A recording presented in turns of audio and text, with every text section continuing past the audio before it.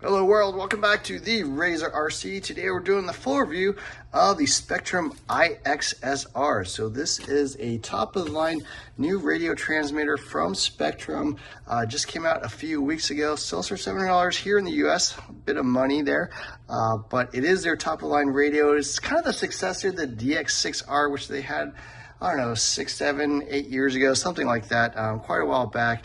That was somewhat similar to this, although it has been completely redesigned, all new molds, totally different radio, and it does have some similarities. So 6-channel radio.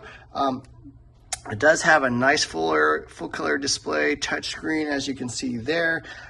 It is basically the higher end radio. I do have reviews on the DX5 Pro, which is their mid-range radio.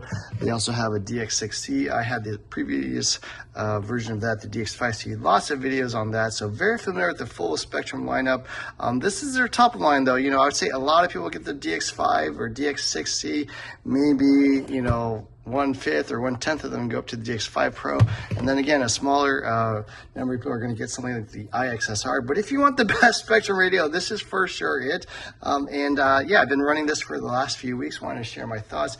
Been running on electric, been running on nitro, been running on 10 scale, indoor, outdoor, 8 scale, race environments, bachelor environments, all that kind of stuff. So very familiar with this radio now, and just wanted to share my thoughts. So yeah, this is pretty much different than I think every other radio on the market.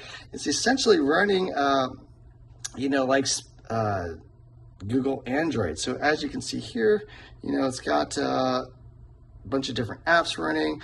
You can, you know, basically get back to the Android OS, and then, you know, even Google stuff. You can run mail. I've got YouTube running, all that kind of stuff. So the Spektrum software is actually running under the Spektrum Racer app, but it's got all the normal Google, you know, Android stuff. So it's got the time. It does support Wi-Fi, Bluetooth, has a little battery meter, all that kind of stuff. You can search things.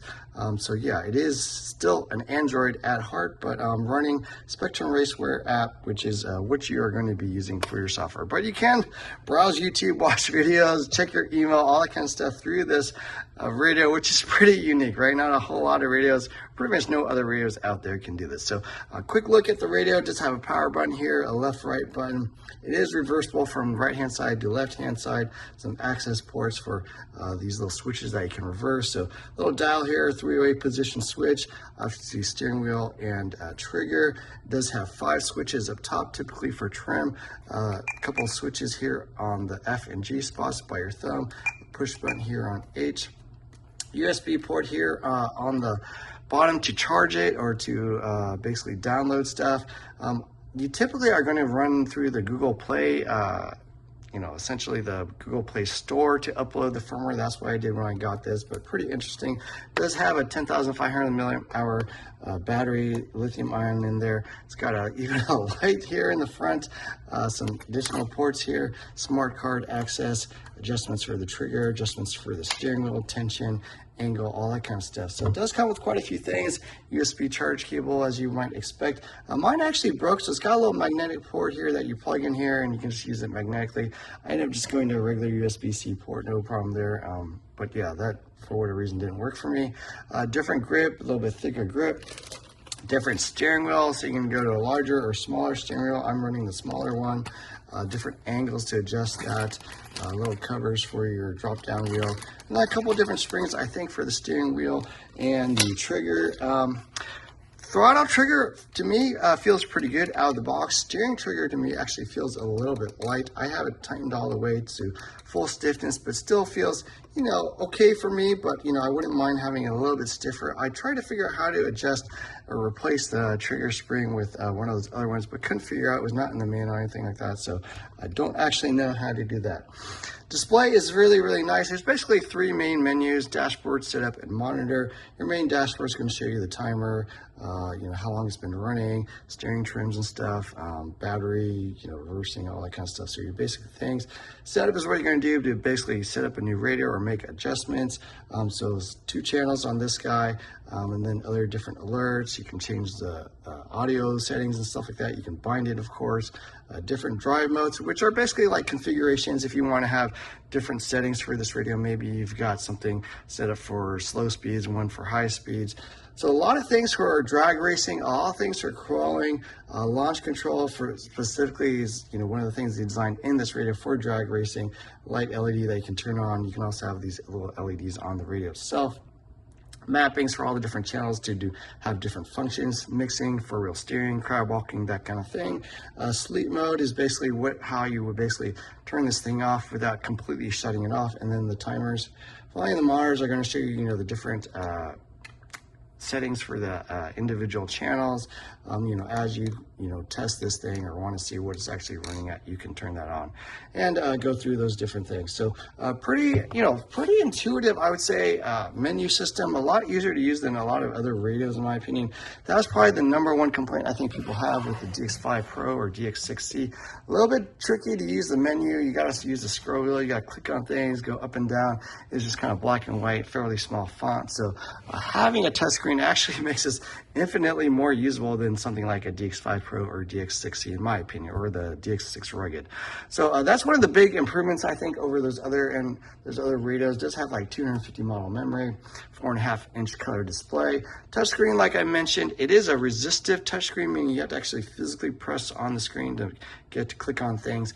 That's different than a lot of phones, which might be capacitive, where you just kind of touch it. I guess the advantage of the resistive is that you can use this even with gloves on. That's something you cannot do with other touchscreens. So, but me personally, I do prefer the capacitive. I just think it's a little bit easier to use.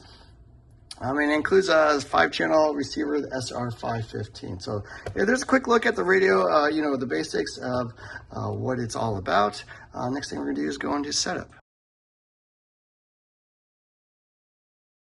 So something different about the iXSR is that you have to kind of go through some setup, some configuration before you use the radio, just like you would do with any sort of phone. So you want to make sure, you know, you hook up to your Wi-Fi. You want to make sure you log into your Google Play account. So you will need a Gmail account for that. I had one, but if you don't have one, you know, that's an extra step you'll have to do. You want to set the time. So kind of all the basic stuff, language, all that sort of thing with any sort of phone or, you know, tablet type device, you're going to have to do with the iXSR, because obviously it is actually running Android on this as an operating system, and then the additional raceware. So a little bit different than you know, any other radio, but if you're familiar with using a phone, then I think that'll be kind of obvious. Things are also a little bit different when you want to set up a new radio, so we're going to kind of show how that works. I've got an SR315 receiver here, but yeah, whenever you want to set up a new radio, let's go into setup. Model setup. Let's say we set up something like, one nice thing with this is it does actually have an alphabetical type, keypad. So let's say we're setting up something like a 22 5.0, for example. You just type it, you don't have to scroll and click through things, so that's really nice. One of the big important things to realize is that this is kind of basically like almost a question and answer or interview style setup menu, so a lot more intuitive and a lot more easy to do than I think most other radios. You just kind of pick the receiver that you want to use. For example, in this case, we're going to be running a SR315, so you just click on SR315, go there. Do you have any telemetry? In this case, I'm not going to be running any telemetry. Is it electric or nitro? There's going to be an electric vehicle. Do you want to use reverse on this vehicle? Nitro vehicle, for example, won't have any reverse. We'll just go no reverse. Single motor is going to apply to most types of vehicles. And then do you have independent steering? No, it's just single steering is the normal case. And then you won't have any additional features, lights, winches, that kind of thing. In this case, no, I'm not going to run anything else. So you would want to make sure your plugs are actually plugged into the right channels. Pretty basic. Now, one of the things to realize is that if you want the faster speeds, you actually want to pick the 2-channel SR215 and not the 3-channel SR315. So, for example, the SR315 in this case, it provides you with 11 or 22 milliseconds. Those are not actually the fastest speeds. So, if you go back to the model setup, and then we're going to go through this 2250. Instead of doing the SR315, we're going to actually go to the 2-channel SR215, and I'll show you why. Because once you get through this and get into binding, you can now actually select the 5.5 millisecond frame rate. So that's the fastest. If you're doing racing, obviously you only have 2 channels, steering and throttle, so you want to pick the SR215 even though you might have a different receiver just to get those additional speeds. And then to actually bind, hold down the bind button. You actually want to plug in the battery or the ESC. In this case, I'm just using a little life battery just to plug it in. You'll see it flashing, and you want to keep this thing about a yard or so apart, and then you go begin binding.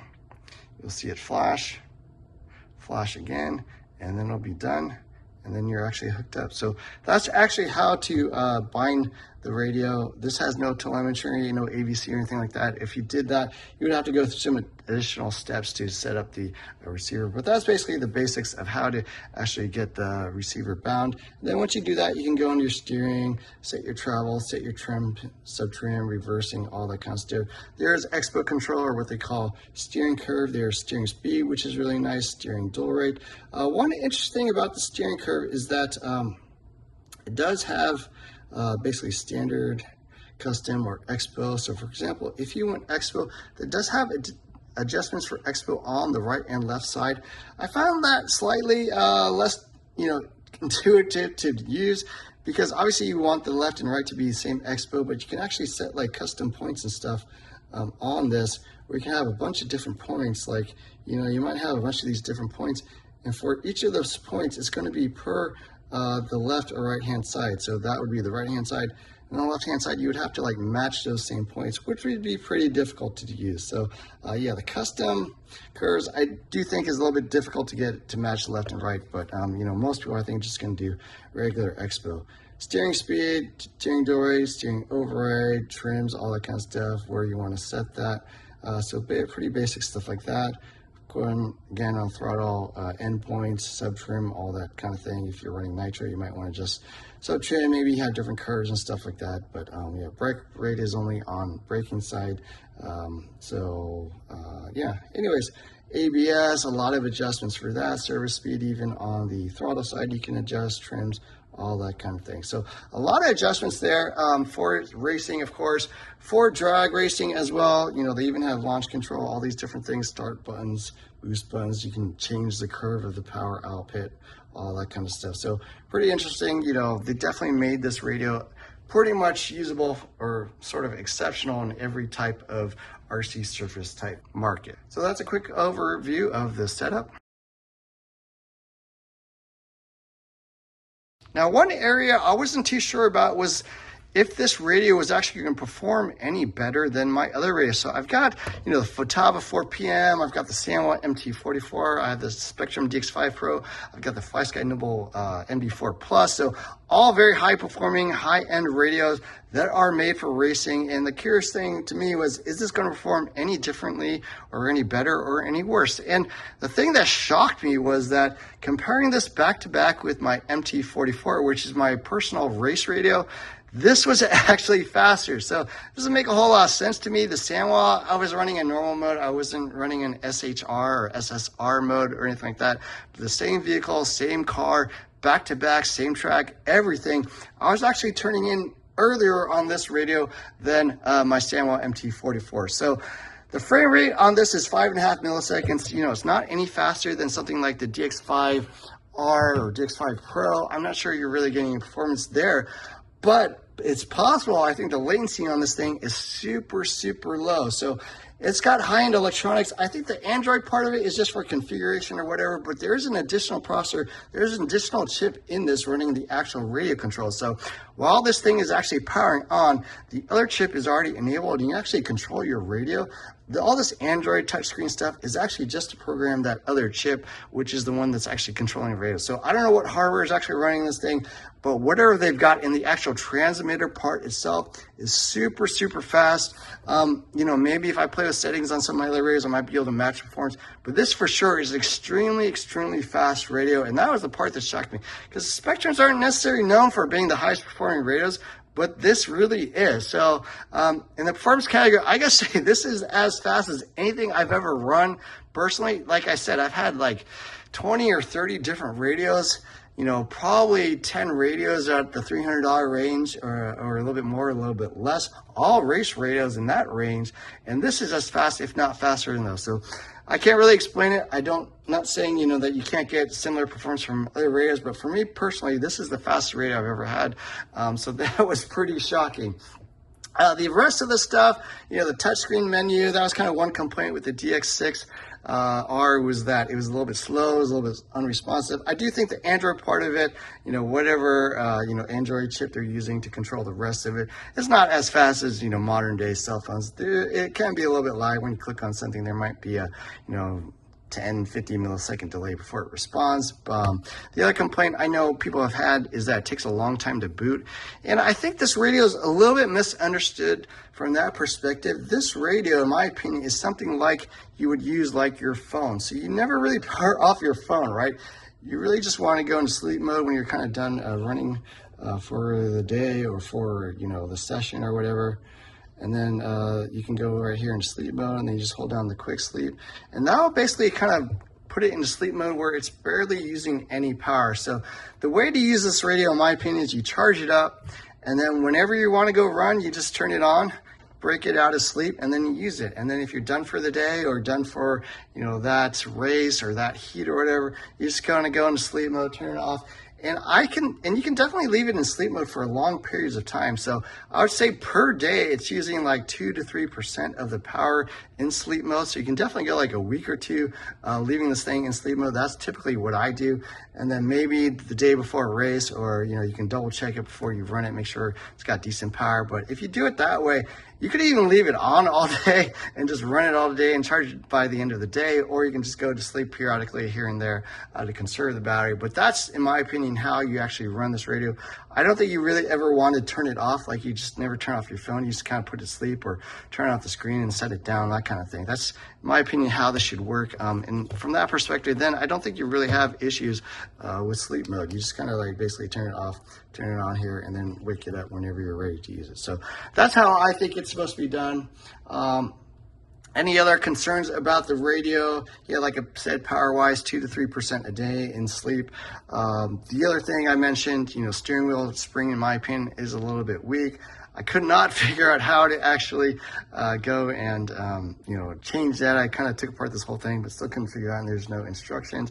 One other interesting thing is there are different trigger inserts here. So this is the biggest trigger insert, and to me, it actually feels a little on the small side. It's like perfect for my finger, and I don't have particularly like fat fingers, but if you did, you know, definitely, you know, the other ones actually make it even smaller. So something you might want to double check is make sure your finger fits comfortably there. But other than that, really no other concerns. I think the radio is excellent. I wasn't sure this was going to replace my DX5 Pro, to be honest with you, because I do love the DX5 Pro. Super fast radio, not crazy expensive, holds plenty of models, hooks right up to any Spektrum receiver from, you know, all the major Horizon brands, where you're talking Arma, Axial, that kind of thing. So I do like this radio a lot. I use this probably as much as any other radio that I have, but I think the iXSR is actually going to replace it. It is easier to use, certainly for sure, a lot easier to set things up. I think the power thing is not a negative at all. This one, you actually have to like unscrew the battery to recharge it. So there's these little holes here. You actually got to use a hex driver, unscrew that, recharge the battery. That's not particularly easy. This thing, USB-C port, you know, if you've got any other USB-C device, a mobile phone, of course, you're going to have that sort of cable. So it's really easy to just kind of keep this thing up and running and have tons of power and stuff like that. So yeah, no complaints about the iXSR. Who's this for? Well, for sure, this is targeted at the premium market. It is $700. It is, you know, pretty expensive. It's up there with the high-end Futawas, the high-end Sanwas, that kind of thing. But if you want the best Spektrum radio, for sure, if you're into Armas, you don't really like the DX6C, you don't like the DX5 Pro, maybe you want something better than those, a little bit more higher end, easier to use, then this is the radio I would get. I'm definitely going to keep this, use it for all my, you know, Axials, Armas, all that kind of stuff, low Cs, whatever, because I do think it is the best radio on the market in the Spektrum space. So yeah, a quick overlook at the Spektrum iXSR. Let me know what you think. Throw down comments in the description below if you have any thoughts on this, and don't forget to hit the like, share, subscribe buttons. Look for more videos soon. Thanks for watching.